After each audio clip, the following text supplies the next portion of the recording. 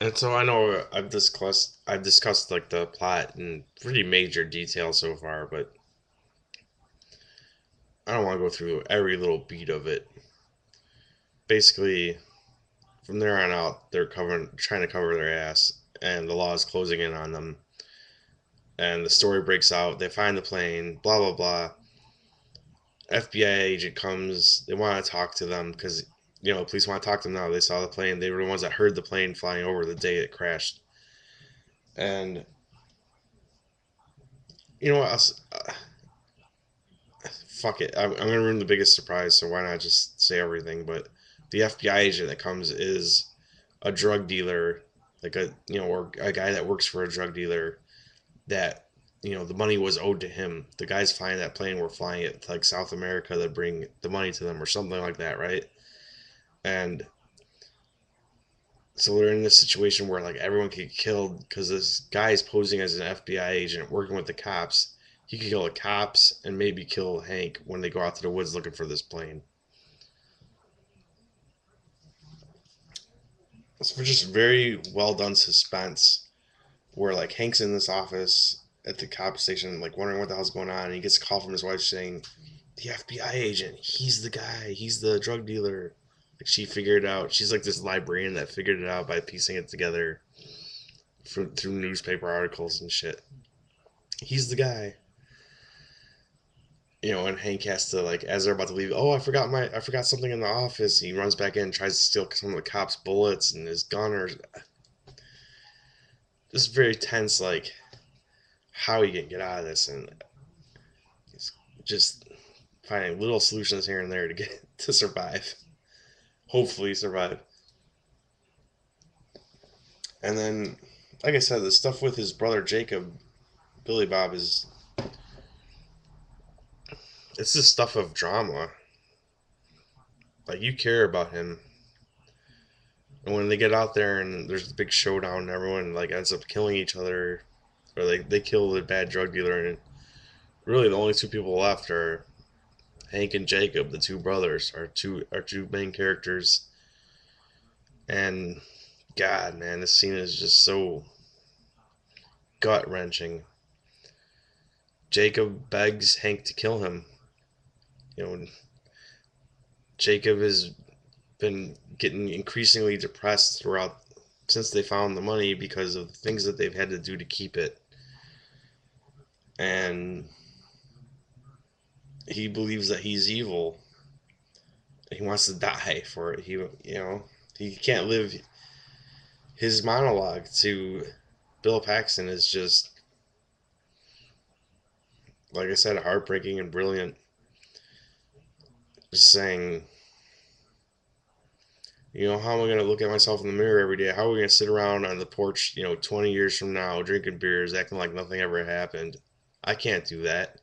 Because I just want it to end. Nothing's ever gone good for me. I just want it to end.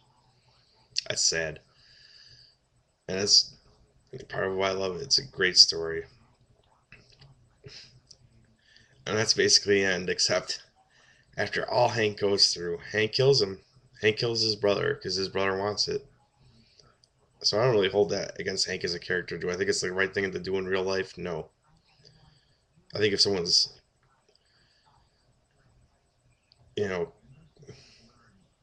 critically ill, like they're gonna die, and they want to be taken out of their pain, yes, that's one thing. But shooting your brother in the head because he's a failure at life and you dragged him into some criminal enterprise and killing him because he wants it, no. So after all Hank goes through, he kills his brother, he kills all these people. He's killed all the characters in the story. This normal square. He's gone from the most normal square that they made fun of because he prances through the snow to killing everybody in the story. Does he get it to enjoy his money with, maybe he gets to go away to an island, but he's always haunted by the thoughts of what he did? That would be a good ending, right? That's close enough to what happens, except the FBI has marked all the money that they stole. And they explain this to him because they don't think he's guilty. They're like, hey, Doesn't matter. That money will turn up anyway. They're just bullshitting with him after everything happens. Because he thought he killed everybody in self-defense, and his brother got killed by one of the crazy drug dealer.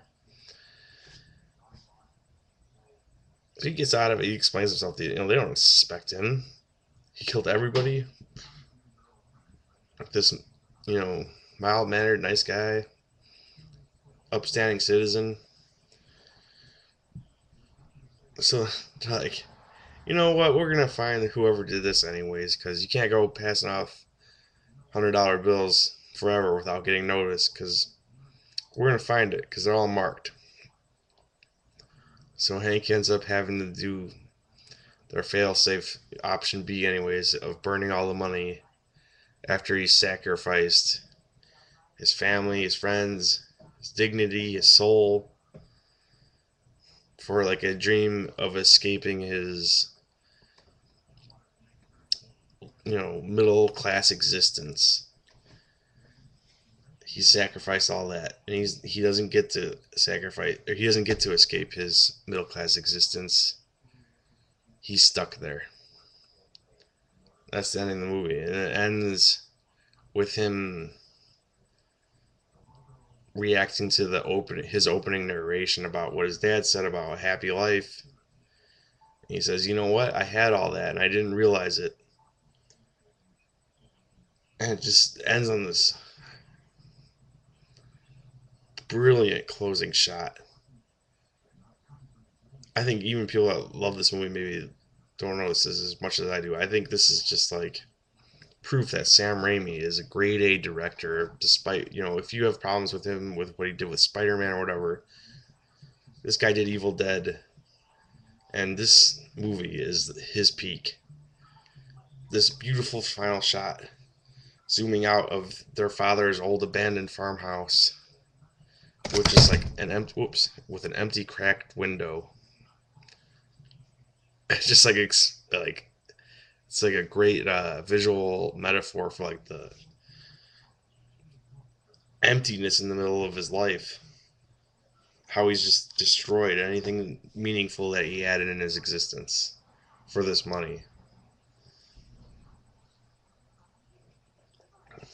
Just a great tense movie. I love it for its thriller aspects to it, but that's why I would like it. That's why a lot of movies like A Simple Plan are fun to watch. But the reason I love it, the reason I think it's one of the best movies, is because the thriller, this brilliant, tightly woven plot, is spun out of real characters acting in ways that you can understand, that you could put yourself into a lot of times, and that if you don't sympathize with, or if you don't empathize with, you at least sympathize with. That's what makes it a brilliant film. A film that like I'll never forget, and I'll probably watch it many more times before I disappear. Just this will be the last half of this. I'll waste up the next minute and a half. I don't care. A great movie. One interesting tidbit I just remembered right now is, it's directed by Sam Raimi, who was a mentor to the Coen brothers, which I'm sure you all know and love. And a year or two before Simple Plan was done, they had written and directed Fargo, which was set in the snow. It was beautifully shot. So Sam Raimi, who mentored these guys, went to them for tips about how to shoot in the snow and make it look good. Now, besides like the fine acting, there's a good score, which is done by Danny Elfman. And this is a good one. It's not going to stick in your head like Batman or anything, but or like Simpsons theme, but it's a good score. Besides all that, it looks beautiful. Sam Raimi, besides just drawing the life out of the story, really made it look good too at the same time. You got the performances, you got the look, and you got the heart of what Scott Smith was getting to. See it.